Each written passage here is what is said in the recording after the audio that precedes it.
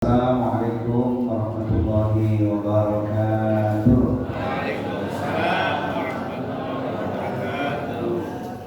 Alhamdulillah hamdan thayyiban katsiran mubarakan fihi kama yuhibbu rabbuna wa yarda. Walhamdulillahilladzi qad amarna bil ukhuwah wa ta'awun wa nahana 'anil tafarruqi wa tanasuh.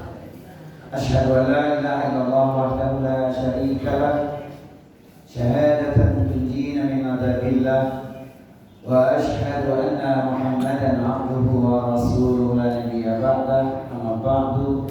Qala Allah ta'ala fil Qur'anil Karim wa huwa asdaqul qailin ya ayyuhalladzina amanu taqullaha wa kunu ma'as shadiqin. Wahai orang-orang yang beriman, bertakwalah kepada Allah dan bersamalah dengan orang-orang yang benar. Orang yang benar disebut ahlul khair. Mereka pecinta ilmu, penduduk surga, ahli ibadah, ahli taat, ahli taubat, ahli syukur, ahli sabar, ahli Quran, ahli silaturahmi, ahli kebaikan. Insya Allah kita semua termasuk di dalamnya. Amin ya rabbal alamin. Bersyukur kepada Allah Subhanahu wa taala, berselawat kepada Nabi, kita mengamalkan tuntunannya yaitu Al-Qur'an dan As-Sunnah agar kita semua bahagia, selamat dunia dan akhirat. Amin Allahumma amin. Jamaah sekalian, mari kita luruskan niat karena Allah kita bertemu, karena ukhuwah jangan berpisah. Kita hadir di majelis ilmu, semoga Allah turunkan berkah. Amin ya rabbal alamin. Saatnya bulan haram kembali menyapa kita. Sejenak kita ingat bulan Ramadan telah berlalu, bulan mulia yang selalu ditunggu. Masihkah dengannya kita bertemu? Hanya Allah yang Maha Tahu. Ramadan sudah kita tinggalkan dengan harapan mendapat ampunan. Walaupun banyak kekurangan, Allah tetap memberikan ganjaran. Amin ya rabbal. Bulan Syawal kita berhari raya, semarak di desa maupun di kota. Berbagai jamuan lezat tersedia. Namun 6 hari kita tetap berpuasa. Dan sekarang bulan haram kembali menyapa. Zulqa'dah, Zulhijjah, Muharram mulia. Semoga kita dapat menjamunya dengan amalan mendulang pahala. Amin ya rabbal alamin. Mana dalilnya? Quran surat At-Taubah surat 9 di ayat nomor 36.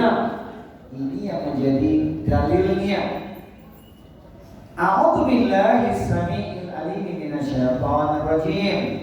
Inna iddatash syuhuri 'indallahi 12 syahran fi kitabillahi yawma khalaqas samawati wal arda minha arba'atun hurum dzalika dinul qayyim fala tadlimu fihinna anfusakum.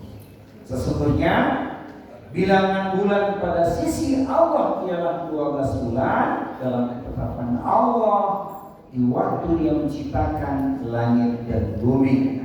Di antaranya 4 bulan haram. Itulah ketetapan agama yang lurus. Maka janganlah kamu menganiaya diri kamu dalam bulan yang 4 itu. Apa saja 4 bulan itu? Disebutkan dalam hadis Bukhari Muslim. 4 bulan yang dimaksud adalah setahun berputar sebagaimana keadaannya sejak Allah menciptakan langit dan bumi. 1 tahun itu ada 12 bulan, di antaranya ada 4 bulan haram, itu disebut bulan suci. Kalau ada kata haram itu artinya suci. Sebagaimana kita diingatkan dengan haramain, dua kota suci, Makkah dan Madinah. 3 bulannya berturut-turut yaitu Zulqa'dah, Zulhijjah dan Muharram. 1 bulan lagi adalah Rajab Mudhar yang terletak antara Jumadil Akhir dan Sya'ban. Jadi kita diingatkan kembali. Jadi berturut-turut 3 bulan ya. Coba kita lihat Ramadan kita beramal maksimal dapat ampunan. Ya, insyaallah gelar takwa kita genggam. Usai Ramadan lanjut bulan Syawal. Amal kita masih terjaga dengan puasa 6 hari caranya. Kemudian bertemu kita dengan bulan haram, Zulqa'dah, Zulhijjah dan Muharram. Bapak Ibu sekalian, jamaah pecinta ilmu surga, mohon maaf sejenak ini intermezzo ya. Apa yang dirasakan pasca Ramadan? Apa Bapak Ibu? Yang dirasakan pasca Ramadan apa? Naik sedang atau turun? Timbang. Saya mau mengatakan jujur ya pada Bapak Ibu sekalian, untuk saya pribadi pasca Ramadan bertambah Badan. itu bukan karena terlalu banyak makan, bukan, tapi menikmati makanan. Maka dikatakan sebagai orang yang bersyukur, alhamdulillah. Tapi yang kedua ada orang yang pasca Ramadan turun timbangannya. Contohnya Pak Haji Rudi. Saya agak kaget sekarang langsing ya, Masya Allah. Itu bukan berarti kurang makan, tapi dia sedang menerapkan sikap pandai bersabar. Jadi bukan karena kurang makan, tapi pandai bersabar. Dan yang ketiga, kondisi yang terjadi adalah pasca Ramadan tidak berkurang, tidak bertambah, alias stabil. Itu artinya dialah orang yang istiqomah. Jadi pilih mana? Bersyukur, bersabar, atau istiqomah? Saya pilih bersyukur, bersabar, dan istiqomah. Itu kalau saya. Sebab bersyukur dan bersabar itu karakter umat Rasulullah SAW yang Nabi memuji dalam hadis Bukhari Muslim itu kan, ajaban li amril mu'min inna amrahu kullahu khair wa laisa dzaka li ahadin illa lil mu'min. Sungguh menakjubkan, eloknya kata kami, rancak bana kecil orang awam, saya bisa kata orang Sunda, cakep banget kata orang Betawi, very good kata jamaah Al-Hidayah, bagus jasa kata orang Tangerang. Coba jasa. Bagus jasa. Oh itu. Walaysa kali ahadin ilal mu'min, tidak dimiliki siapapun kecuali orang beriman. Inna sebagai syarat syakara fakana khairan. Kalau dia diberi nikmat dia bersyukur kepada Allah, itu yang baik buat dia. Wa inna sabahu gharaq sabar, namun ketika dipuji dia tetap bersabar. Itu potensinya ditambah dengan istiqomah, kita bisa merawat takwa. Jadi takwa bukan cuma di bulan Ramadan saja, tapi takwa kita sepanjang usia, gitu ya. Paras, dengan dalil inilah kita bersemangat menjaga, melanjutkan, merawat amalan-amalan. Apa yang mesti kita lakukan? Kita lihat dulu. Allah mengkhususkan larangan berbuat zalim di bulan-bulan tersebut. Semenjak Allah Subhanahu wa taala menciptakan langit dan bumi, Allah Subhanahu wa taala telah menentukan jumlah bulan itu 12 bulan, 4 di antaranya adalah bulan haram. 3 bulan berurutan yaitu Zulqa'dah, Zulhijjah lalu Muharram. Serta 1 yang terpisah yaitu bulan Rajab. Ini merupakan bulan-bulan diagungkan baik pada masa jahiliyah maupun pada masa Islam. Nah, ini sejarahnya menarik ya. Oleh karena itu kita harus mewaspadai dengan cara kita menjaga amalan. Ibnu Abbas mengatakan Allah mengkhususkan bulan tersebut sebagai bulan haram, dianggap sebagai bulan suci. Artinya melakukan maksiat pada bulan tersebut dosanya akan lebih besar, dan amalan soleh yang dilakukan akan menuai pahala yang lebih banyak. Tulis dalam kitab Al-Tanif Al-Ma'arif. Dalam tafsir Al-Jalalain disebutkan, janganlah menzalimi diri kalian sendiri, yaitu janganlah berbuat maksiat pada bulan-bulan haram karena dosanya lebih besar.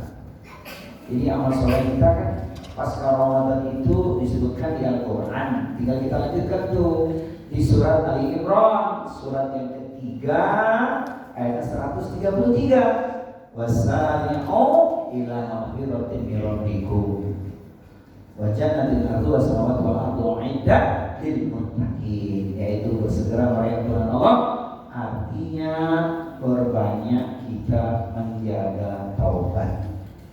Nah, di ayat lanjutannya di ayat 134 prakteknya dalam membangun amal soleh individual maupun amal soleh sosial, itu alladzina yunfikuna bis-sarra'i wad-dharra'i wal kadhimina al-ghaidha wal 'afina 'anil nas wallahu yuhibbul muhsinin, yaitu berinfak dalam keadaan lapang ataupun sempit, kemudian menahan amarahnya, dan yang ketiga yaitu memaafkan kesalahan orang, dan keempat berbuat kebaikan. Ini kalau dirinci itu cukup luas.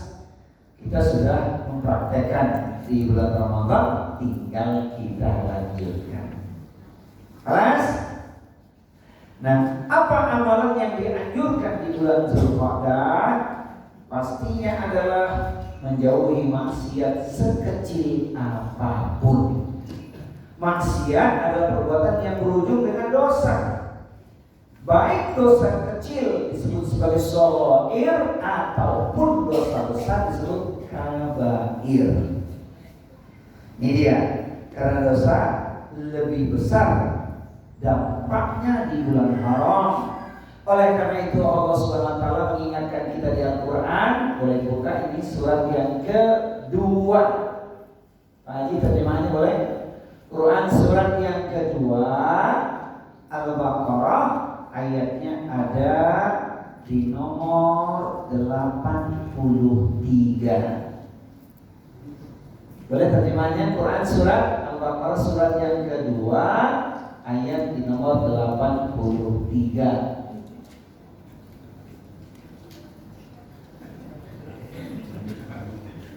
Ini ya Pak. Dan ingatlah ketika kami mengambil janji dari Bani Israel, janganlah kamu menyembah selain Allah dan berbuat baiklah kepada kedua orang tua, kerabat, anak-anak yatim, dan orang-orang miskin, dan bertutur katalah yang baik kepada manusia. Laksanakanlah sholat dan tunaikanlah zakat. Tetapi kemudian kamu berpaling mengingkari, kecuali sebagian kecil dari kamu, dan kamu masih menjadi pembangkang. Itu dia poinnya. Wa qulu linnasi husna, bertutur katalah yang baik kepada manusia. Udah latihan di bulan Ramadan kan? Nah, jaga lisan kita, sebab lisan itu bisa melukai orang. Alas, yang kedua, perbanyak amal soleh ya, seperti sunnah, membaca Al-Quran, perbanyak zikir, istighfar, dan sedekah. Ini semua amalan-amalan sunnah ini. Amalan wajib tak usah disebutkan pun kita sudah paham. Amalan wajib seperti sholat fardu yang 5 waktu itu, sampai Nabi mengatakan, wala tatrukanna sholatan maktubatan muta'ammidan, fa idza man taraka sholatan maktubatan muta'ammidan faqad buri'at minhu dhimmatullah. Hadis riwayat Bukhari. Jangan kau tinggalkan sholat fardu 5 waktu dengan sengaja, karena barang siapa yang meninggalkan sholat fardu 5 waktu dengan sengaja, dia tidak akan mendapat jaminan atau perlindungan dari Allah. Jadi sholat itu perlindungan luar biasa. Yang meninggalkan berarti dia kufur, yang mengerjakan berarti dia bersyukur. Kemudian yang wajib apalagi sudah kita keluarkan di bulan Ramadan itu zakat yang 2,5%. Kemudian yang wajib apalagi Ramadan puasa sudah kita lakukan. Dan nanti ada di bulan berikutnya setelah kita ngomongin Zulqa'dah, kita ngomongin Zulhijjah, itu amalan khusus ibadah haji ya. Nanti setelah ini kita masuk bulan Zulhijjah. Jadi sholat sunnah, membaca Al-Quran, perbanyak zikir, istighfar dan sebagainya itu merupakan amalan yang baik sekali kita lakukan. Ini dia, artinya ini berlanjut. Di bulan Ramadan amalannya tinggal kita lanjutkan. Salah satu dalil yang membuat kita itu mantap menghidupkan malam-malam kita adalah ketika kita diingatkan dengan pesan Al-Quran pada surat 17 ayat di nomor 79. Wa minal laili fatahajjat bihi nafilatan lak asa ay'athaka rabbuka maqaman mahmuda. Kita bisa menambah amalan istimewa yaitu dengan cara menegakkan tahajud sebagai ibadah tambahan. Usai itu kemudian kita lanjutkan dengan mengamalkan surat 51 yaitu surat Al-Zariyat ayatnya di nomor 17-18. Kanu qalilan minal laili ma yahja'un wa bil ashari hum yastaghfirun. Mereka itu sedikit sekali tidur pada waktu malam, jelang datang waktu fajar, banyak memohon ampun kepada Allah Subhanahu wa ta'ala. Kalau dituliskan dalam sebuah syair, bangun tidurku terus berdoa, di kamar mandi jangan lama-lama, sholat tahajud janganlah lupa 100 kali istighfarnya. Itu amalan yang udah biasa. Yang penting prakteknya.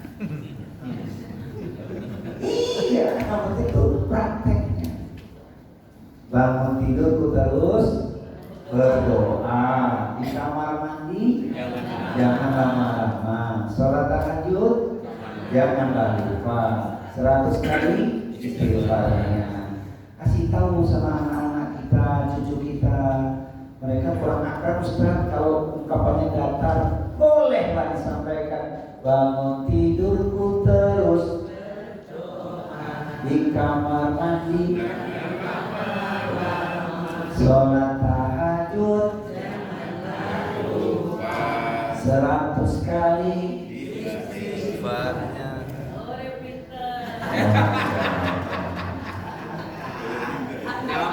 Itu untuk memudahkan ya. Jadi saya kan diganti dari itu bangun tidur terus mandi apa?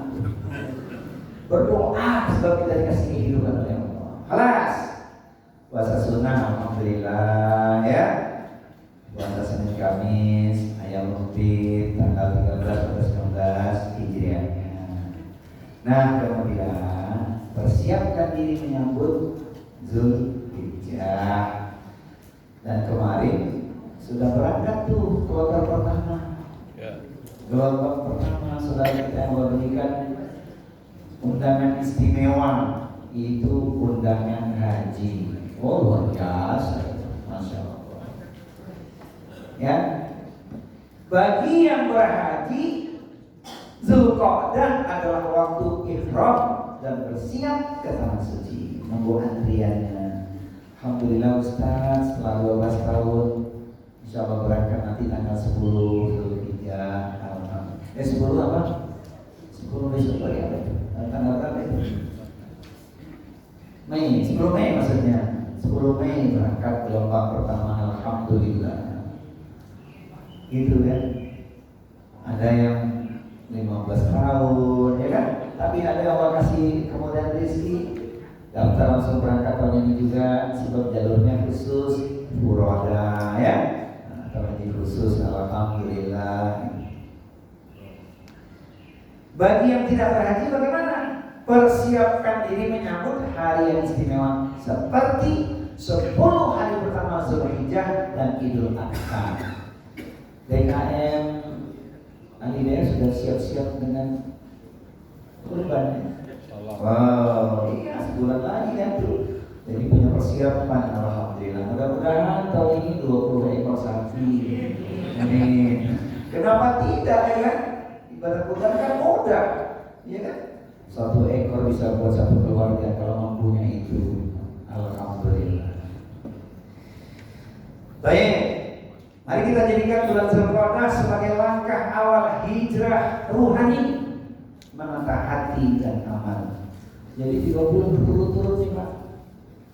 Zulqa'dah, Zulhijjah, Muharram, amal soleh luar biasa. Kita mendulang pahala yang besar. Insya Allah. Jangan lewat, jangan disia-siakan. Ini pengantarnya Zulqa'dah. Sekarang kita ingin meraih pahala berlimpah di hari-hari emas bulan Zulhijjah. Karena kita masih ketemu nanti di bulan Muharram, bulan Zulhijjah kita nggak ketemu, maka tema ini saya masukkan sebagai persiapan. Harus siap-siap berkorban. Ya, sudah bersiap. Alhamdulillah. Amalan utama bulan Zulhijjah. Inilah hadis yang populer, yang luar biasa, yang membuat kita termotivasi untuk mempersiapkan amal yang terbaik di 10 hari pertama bulan Zulhijjah. Ini 10 hari pertamanya, sisanya tetap karena masih di bulan Haram. Zulqa'dah, Zulhijjah dan Muharram. Dari Ibnu Abbas, Rasulullah SAW bersabda, "Ma min ayyamin al-amalu sholihu fiha ahabbu ila Allah min hadhihi ayyamin." Tidak ada satu amal soleh yang lebih dicintai oleh Allah melebihi amal soleh yang dilakukan pada hari-hari ini, yakni ayyamul ashr, yaitu 10 hari pertama bulan Zulhijjah. Qalu ya Rasulullah wala jihadu fi sabilillah. Para sahabat bertanya, tidak pula jihad di jalan Allah? Nabi menjawab, qala wala jihadu fi sabilillah. Tidak pula jihad di jalan Allah illa rajulun kharaja bi nafsihi wa malihi falam yarji' min dzalika bi syai'in. Kecuali orang yang berangkat jihad dengan jiwa dan hartanya, namun tidak ada yang kembali satupun alias berpulang ke Allah. Ini semua amalan sekalipun jihad, kalau dia pulang dengan selamat tidak mengalahkan amalan 10 hari pertama itu. Sekalipun dia jihad, kecuali seorang berjihad kemudian berpulang ke Allah, namanya mati syahid, barulah mengalahkan amalan 10 hari pertama di bulan Zulhijjah. Dari sini sahih riwayat Abu Dawud, Tirmidzi, Ibnu Majah dan Ahmad, sahih. Maka kita sejak sekarang sudah mempersiapkan amalan-amalan tersebut supaya nanti lebih mudah, tidak lagi kita ada keraguan sebab kita sudah paham ilmunya. Baik, Bapak Ibu sekalian, pecinta itu menuju surga, ayo kita persiapkan. Apa amalannya? Pertama adalah puasa. Disunahkan memperbanyak puasa dari tanggal 1 hingga tanggal 9 Zulhijjah. Dari tanggal 1 sampai tanggal 9 Zulhijjah. Karena Nabi Shallallahu Alaihi Wasallam mendorong kita untuk beramal soleh ketika itu, dan puasa adalah sebagai amalnya. Sebagai amal soleh itu puasa dari tanggal 1 sampai tanggal 9 Zulhijjah. Pertanyaannya, sudah pernahkah sejak tanggal 1 sampai tanggal 9 Zulhijjah? Wah, keren. Masya Allah. Kira-kira prakteknya ringan, enteng, gampang, mudah? Ini puasanya 9 hari itu. Kita mungkin selama ini Senin Kamisnya, ya kan? Terus 2 hari puncaknya 8 Zulhijjah, hari Tarwiyah, dan 9 Zulhijjah. Itu juga sudah bagus. Tapi kalau kita bisa 9 hari, luar biasa. Target. Mudah-mudahan dari tanggal 1 sampai tanggal 9 tidak ada kondangan. Kalau ada kondangan gimana, Ustaz? Ada yang syukuran kayak kira-kira ya? Masya Allah. Dari Hunaidah bin Khalid, dari istrinya, beberapa istri Nabi SAW mengatakan, An-Bakri azwajin Nabi, Rasulullah Sallallahu Alaihi Wasallam biasa berpuasa pada 9 hari awal Zulhijjah. Dari sebagian istri Rasulullah mengatakan, kalau karena Rasulullah SAW yasumu tis'a Dzulhijjah wa yawma Asyura wa thalathata ayyamin min kulli syahrin. Ini puasanya Nabi ya, yaitu pada 9 hari awal Zulhijjah, pada hari Asyura, nanti itu di kajian bulan Muharram, kemudian berpuasa 3 hari setiap bulannya. Hadis riwayat Abu Daud. Siapa yang mengatakan hadis ini sahih? Ya. Jadi amal puasa itu luar biasa ya. Ini yang pertama, yaitu puasa selama 9 hari sejak tanggal 1 sampai tanggal 9. Habis itu ada ayat tasyrik, ya kan? Setelah itu baru kita puasa berikutnya. Alas. Kemudian khusus, yaitu jika kita tidak mampu 9 hari, puncaknya adalah 9. Ini puncaknya ini. Puasa Arafah ini dilaksanakan pada tanggal 9 Zulhijjah. Abu Qatadah Al-Ansari berkata, Siyamu yawmi Arafah ahtasibu ala an yukaffir as-sanata allati qablahu was-sanata allati ba'dahu wa siyamu yawmi Asyura ahtasibu ala an yukaffira as-sanata allati qablahu. Nabi SAW ditanya mengenai keutamaan puasa Arafah, beliau menjawab, puasa Arafah akan menghapus dosa setahun yang lalu dan setahun yang akan datang. Beliau juga ditanya mengenai keistimewaan puasa Asyura, beliau menjawab, puasa Asyura akan menghapus dosa setahun yang lalu. Nah, ini ada kaitan dengan pertanyaan saudara kita, Ustaz, kami dulu banyak meninggalkan puasa, yang dimaksud puasa Ramadan. Sampai sekarang lihatnya masih ada ganjalan. Bagaimana kalau kami ingin mengkodok puasa-puasa kami yang sekian banyak terlewatkan dulu? Bapak Ibu sekalian, bisa hitung gak kita berapa banyak puasa yang kita tinggalkan sejak akil balik? Gak bisa kan?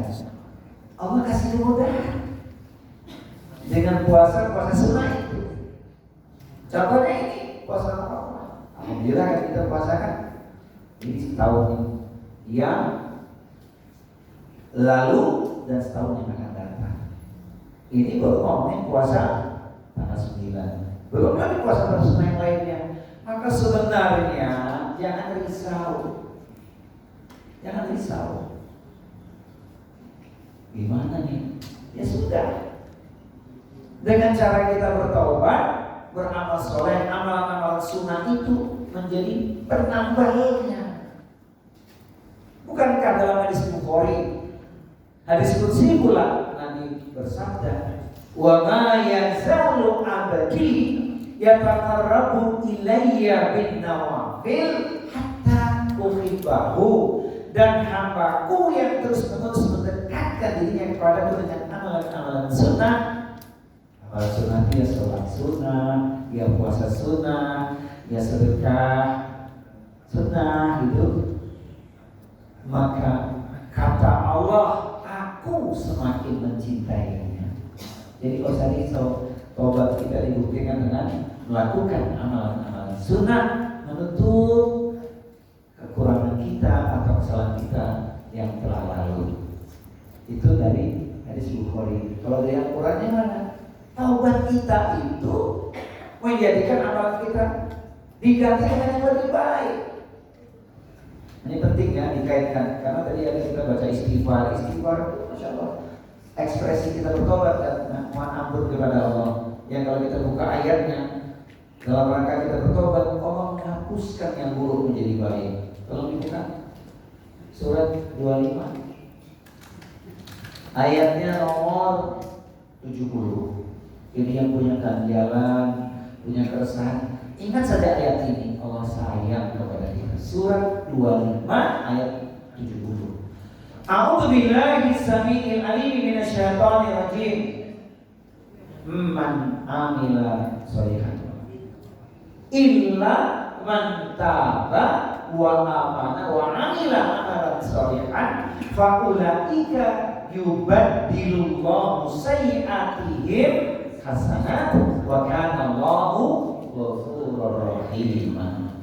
Bagaimana? 2570. Kecuali orang-orang yang bertobat dan beriman dan mengerjakan kebajikan, maka kejahatan mereka diganti Allah dengan kebaikan. Allah Maha Pengampun, Maha Penyayang. Jadi terjawab Bapak Ibu sekalian, gak usah risau. Ustaz, dulu sholat-sholat wajib saya banyak saya tinggalkan, saya mesti mengkodok. Coba Bapak Ibu bayangkan kalau kita mesti mengkodok setiap usai sholat. Habis subuh lagi, habis duhur lagi, habis asar lagi, maghrib isya lagi. Kira-kira capek, letih, lelah, resah atau gelisah? Gelisah. Lengkap kan? Cukup dengan bertobat. Ini dia. Sama puasa kita gitu, puasa sunnah itu menambah puasa-puasa yang dulu pernah kita tinggalkan. Begitu rasanya Allah kepada kita. La yukallifullahu nafsan illa wus'aha. Alas.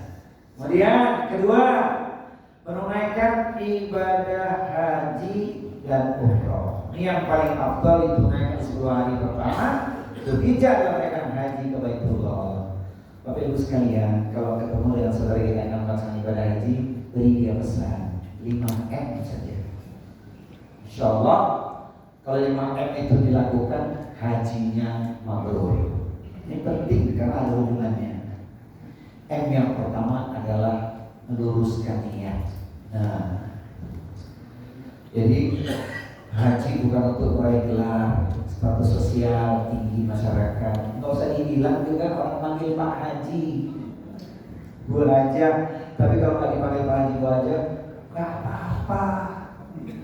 Ya, nggak usah kita cari gelar biar dipanggil Pak Haji, Bu Haji, nggak usah. Otomatis itu, ya kan? Itu harus menjaga niatnya, ya. Yang pertama, meluruskan niat ibadah itu benar-benar karena Allah, bukan karena ingin meraih gelar. Oleh karena itu orang yang berangkat haji walaupun bebannya berat gitu ya, dia harus ikhlas. Pertama semua amal kan harus ikhlas. Kalau Bapak Ibu tetangganya ada berangkat haji, titip pesan gitu sama dia, tenang aja ya, fokuskan ibadah 40 hari bagi yang reguler gitu ya. Alhamdulillah Terus bagi orang yang akan berangkat haji, pesannya ini penting serius nih, sebelum berangkat hendaklah dia menyelesaikan urusannya kepada makhluk, pada manusia, urusan tanggungannya kayak, ya kan? Meminta maaf supaya dihalalkan. Jadi kalau ada yang mengatakan bahwa pesawat bid'ah itu terlalu, masih ada nggak yang ngomong gitu? Kalau pesawat itu bid'ah hasanah. Sebab peluang kan, kalau ingin datang dari satu rumah ke rumah yang lain, berapa banyak? Itu baik, gak apa-apa. Sebab kita kan tidak tahu jalan kehidupan seseorang. Apa ada jaminan pulang haji pasti selamat? Tidak ada yang tahu. Jadi masih muskilah, walaupun dengan cara sederhana. Alhamdulillah. Ini penting ini, menyelesaikan urusannya, tanggungannya apa, tulis wasiat, ya kan? Bapak Ibu kalau dititip tetangga berangkat haji, bahagia, itu pahalanya besar itu. Ya kan? Kalau yang berangkat haji seorang istri, ya harus sabar. Karena memang terjadi ini kan antriannya nggak sama. Istrinya berangkat haji, suaminya belum berangkat. Sebab istrinya hajinya apa? Bidik atas biaya dinas. Serius nih sahabat kami. Iya, alhamdulillah gitu. Baru udah daftar, tapi dapat rezeki kan? Masya Allah, bidik. Jadi kalau yang berangkat dari seorang istri, titip pesan sama suaminya pergi haji ke tanah suci, ya, untuk meraih ridho ilahi. Selamat tinggal wahai negeri, tinggalkan anak dan suami. Sabarlah bang, kau menanti, jangan sampai kau syairnya bukan begitu. Pergi haji ke tanah suci untuk meraih ridho ilahi. Selamat tinggal wahai negeri, tinggalkan anak dan suami. Sabarlah bang, kau menanti, jangan sampai kau lupa diri. Lupa diri kan? Bukan. Tapi kalau yang berangkat haji suami istri, pesannya agak beda. Penting ini. Ada nggak di antara jamaah kita yang berangkat haji tahun ini? Ada, alhamdulillah. Ini hari-hari paling waktu safar ini. Saya juga hari ini ngasih manasik haji di Hotel Johnson jam 9 nanti. Haji khusus. Kalau suami istri yang berangkat haji gimana pesannya? Pergi haji ke tanah suci untuk meraih ridho ilahi. Selamat tinggal wahai negeri, tinggalkan putra dan putri. Sabarlah nak, engkau menanti, jangan kau jual isi lemari. Cakep. Ya, jangan. Alhamdulillah, Masya Allah. Nah, ini pesan pertama, meluruskan ya. Penting ini. Yang kedua, menjaga kesehatan. Nunggu waktu sebelum berangkat, baik sebelum berangkat, ketika, dan setelah pulang nanti fisik dijaga. Masya Allah, penting untuk menjaga kesehatan. Itu M yang kedua. M yang ketiga adalah mengikuti tuntunan Khudhu anni manasikakum. Ikut cara manasik yang diajarkan. Jadi kalau orang nggak dapat manasik, khawatir ibadahnya penuh keraguan. Penting, biaya mahal, tapi kan ikuti manasik nanti. Wah, bahaya, sia-sia kan saya. Khudhu anni manasikakum. Ikuti cara manasik Rasulullah SAW. Itu M yang ketiga. M yang keempat adalah memperbanyak doa. Nah, kita menyampaikan kepada Zulfur Rahman calon jamaah haji itu untuk banyak berdoa. Apa berdoa sejak sekarang? Berdoa untuk diri, keluarga, kaum muslimin, dan kita menitipkan doa. Banyak berdoa, penting. Sebab doa kan senjata orang beriman.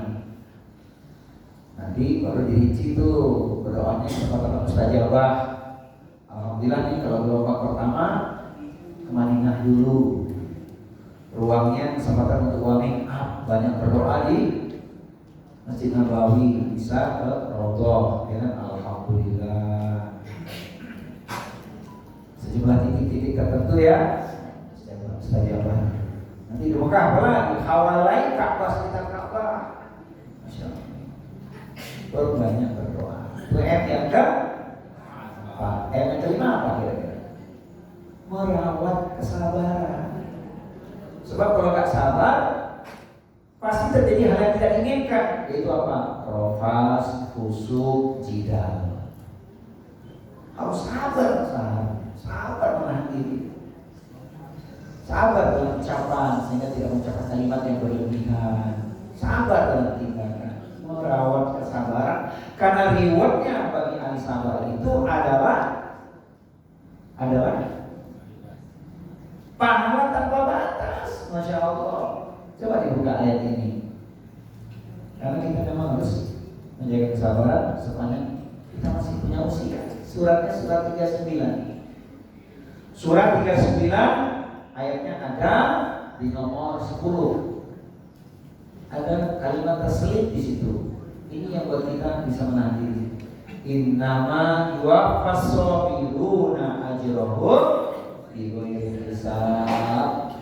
Jadikan status Bapak Ibu khusus di kalimat itu. Nukilkan tuh ya lapasnya. Innama yuwaffas sabiruna ajrahum bighairi hisab. Jadikan status. Keren. Ayo dibaca kalimat.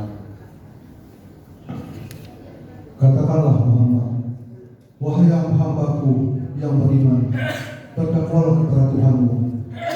Bagi orang-orang yang berbuat baik di dunia ini akan memperoleh kebaikan, dan bumi Allah itu luas.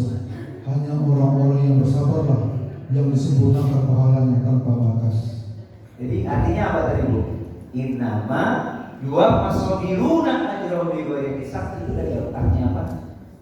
Hanya orang-orang yang bersabarlah yang diberikan pahala tanpa batas. Itu dia. Jadi sabar itu tidak ada batasnya. Kita aja sering bilang, sorry bro, sabar aku udah habis. Kita aja ngomong gitu. Sabar itu gak ada batasnya. Masya Allah. Apalagi yang berangkat haji ya. Adakah undangan yang melebihi indahnya undangan haji? Alhamdulillah Baitullah. Ada nggak? Nggak ada. Bapak Ibu sekalian, ketika kita dapat undangan tasyakuran dari rumah Pak RT undang kita tasyakuran, kita hadiri nggak undangannya? Apa dapatnya dari rumah Pak RT? Nasi kuning, telur dadar, ayam bakar. Itu kalau yang undang tasyakuran Pak RT. Kalau Pak RW, apa Bu? Tambah lagi ya, kambing guling. Kalau Pak Lurah yang undang tasyakuran apa kira-kira?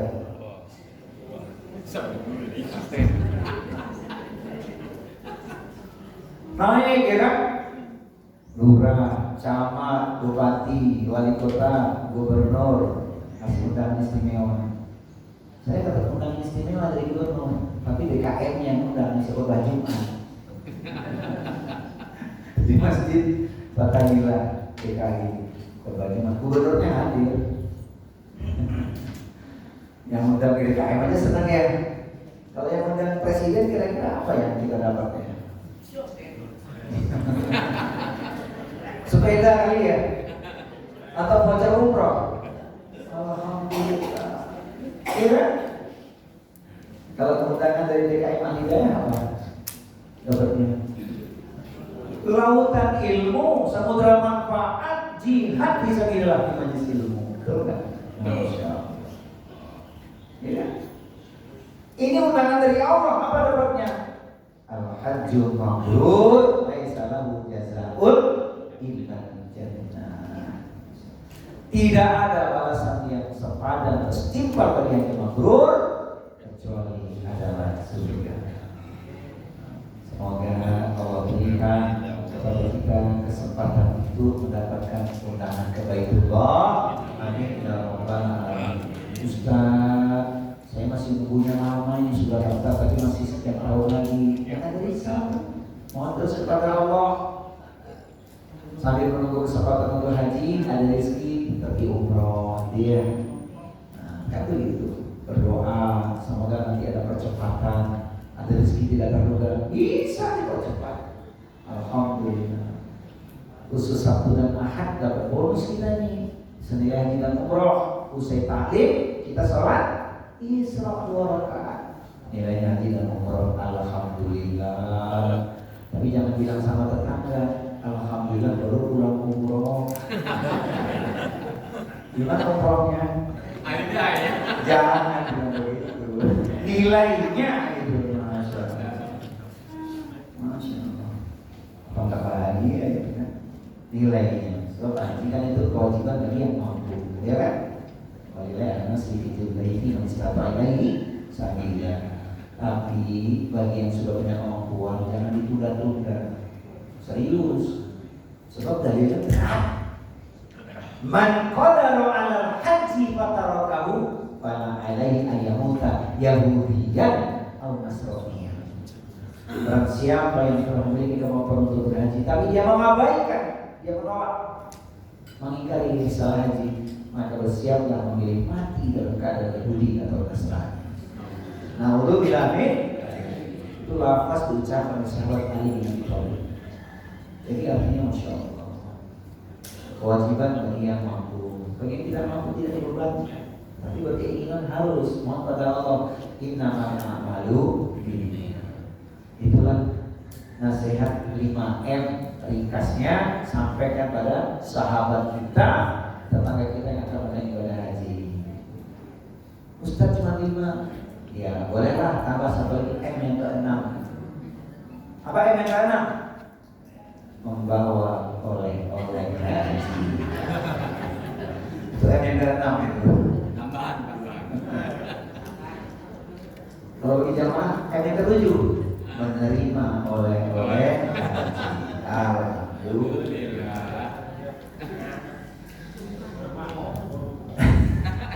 Berkah kan amal.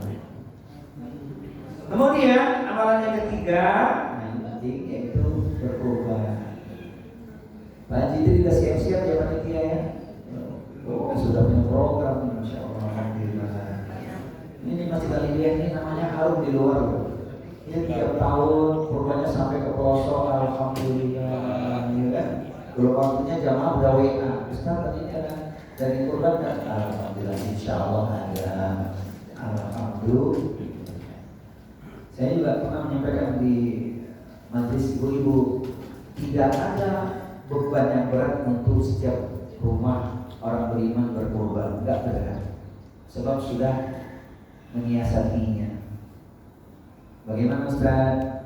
Oh ini di praktik ini, kalau belum ya mulai tahun inilah bisa nanti dilakukan setiap hari menyisihkan rezeki dari uang belanja yang 1 juta itu loh.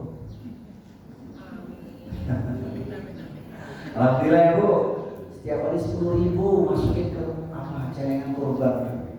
Dari 10.000 sebulan 300.000, setahun 3.400.000 cukup untuk korban. Itu aja caranya. Itulah diantaranya cara istri Ustaz.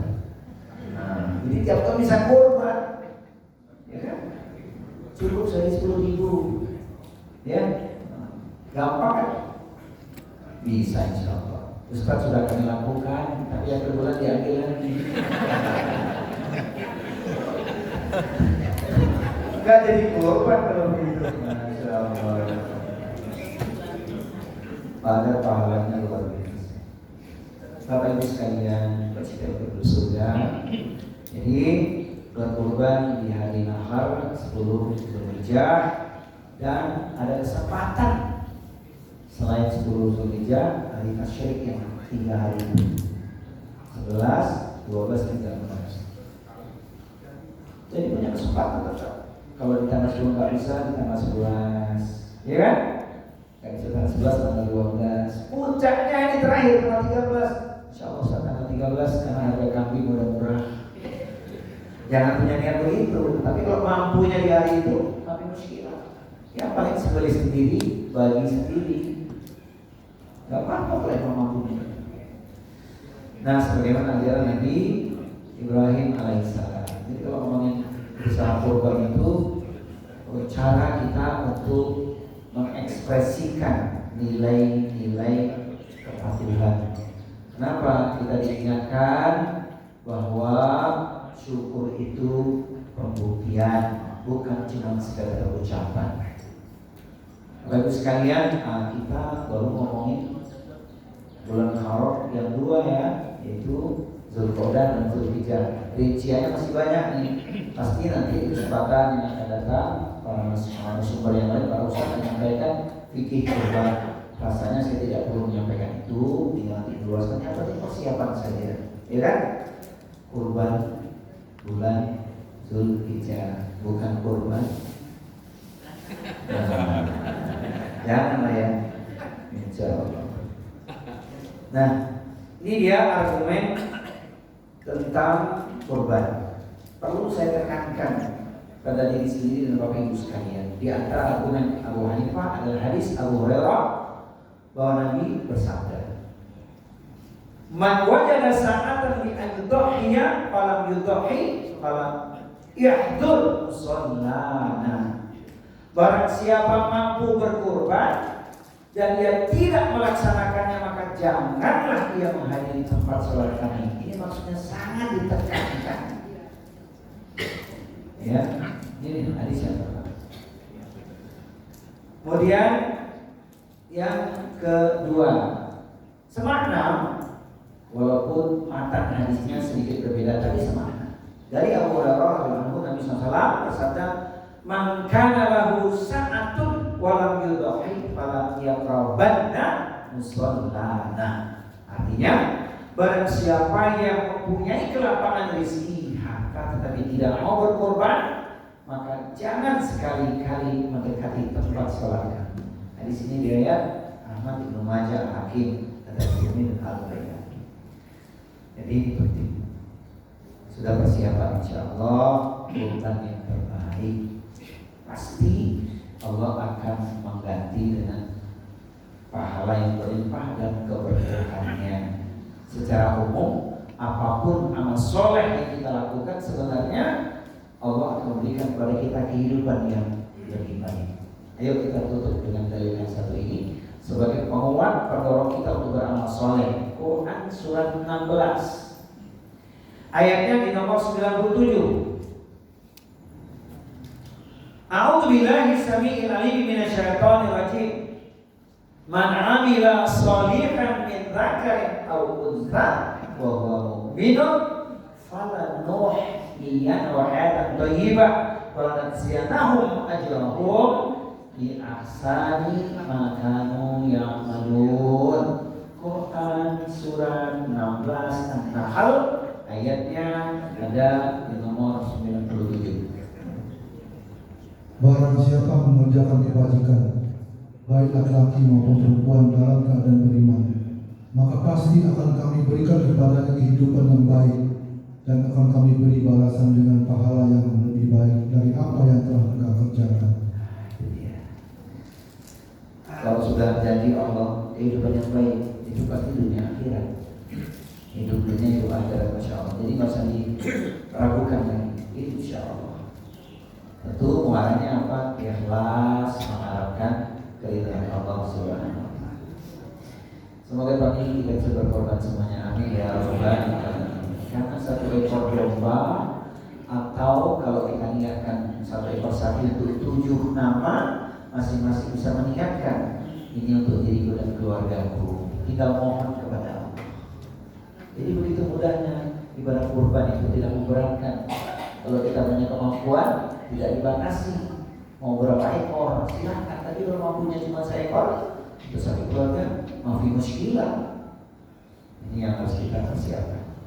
Baik Bapak Ibu sekalian, semoga Allah melimpahkan berkah kepada kita dan memudahkan kita meraih keutamaan bulan-bulan haram, serta Allah menjadikan kita ahli takwa di sepanjang usia. Amin. Allah